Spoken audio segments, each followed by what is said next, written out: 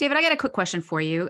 Going back to the debt limit deal and these spending caps, House Speaker Kevin McCarthy is approaching these caps as you said, a ceiling, not a floor.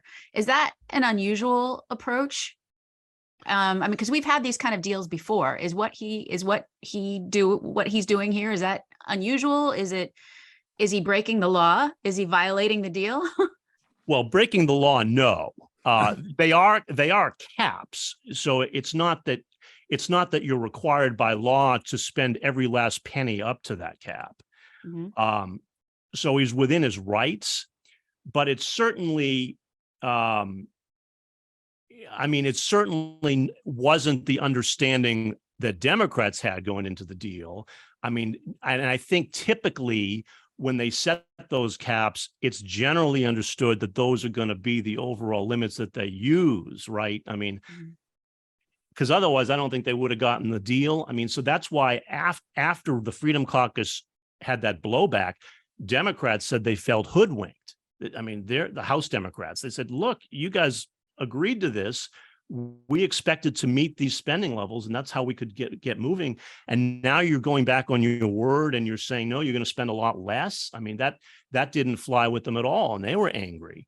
Mm-hmm. So no, he's not breaking the law, but it really upset the apple cart and made it, that's why these bills will have zero support from House Democrats. Mm-hmm. Which is why McCarthy needs every last Republican vote he can get in order to push them through the House floor. And he doesn't have the votes. I mean, he had to pull back that agriculture bill because the votes weren't there. The only one they could pass is what's typically the easiest of the 12 bills, right? Because it funds the Veterans Department, and no one really wants to vote against veterans, much less Republicans. And the spending in that bill wasn't really controversial.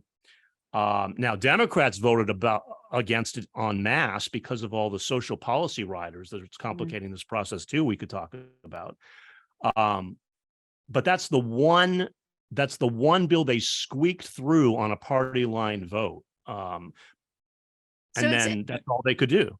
Yeah, it sounds like we've basically got three parties in the House right now, right? You've got the House Freedom Caucus, Republicans, and you have House Democrats. They're basically three parties in the House right now, not two parties. And it's making it hard to create a coalition to get legislation across the line. Is that basically the top line view here? I think that's right. The Freedom Caucus folks are really determined. It's a band of about 30 to 40 hard right conservatives. We don't know exactly because even their membership list is considered a state secret for some reason. They won't disclose who's a member. Just look at the voting records. But 30 to 40 of those members are a lot because McCarthy only can lose 4 votes, and then he's sunk if he loses more than that. So they are in a position of power, and they know they're in a position of power, and they're determined to use their leverage every last way they can. And, hovering over McCarthy this whole time is this other rule he agreed to when he became speaker, that any single member can make this motion to vacate the chair, which means to try to oust McCarthy from the speakership. And there would have to be a floor vote on that. Now, I don't think the anger is quite to that level yet. No one's tried to do that yet. I don't think they will, at least for now. But I'm sure that factors into his thinking because he knows he could lose a speakership if he makes the Freedom Caucus too mad. He's at risk. So he has this incredibly fine tightrope to walk here, and it's going to be a real struggle.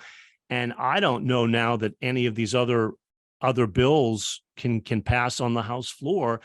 And of course, now we're in an August recess. By the time they come back in September, they're running out of time because September 30 is the end of the fiscal year, and they're going to need to pivot to a stopgap funding measure just to avoid a shutdown. So it's just become a real mess. Yeah, the difficulty is he was able to get the debt ceiling bill and the caps in the debt ceiling bill through because he could work with the Democrats. And so the Democrats provided a great deal of votes for that, so he could get around the Freedom Caucus, but he can't do that. He's not going to get any Democratic support for any of the appropriations bills. So he's got a different constituency that he needs to satisfy. And I don't know how the heck he's going to do it.